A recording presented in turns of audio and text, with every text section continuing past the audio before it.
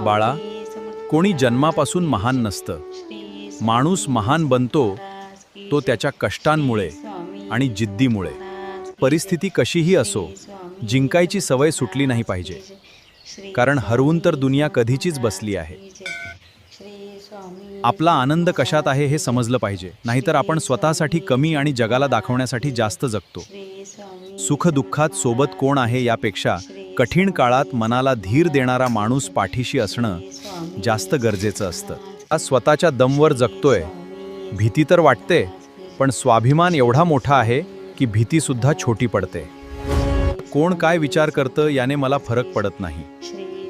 मी माझ्या नजरेत बरोबर आहे ना, बस एवढंच पुरेसं आहे. आम्ही गर्दीत उभे राहणारे नाही, तर आमच्यामुळे गर्दी उभी राहील असं काम करणारे आहोत. अशाच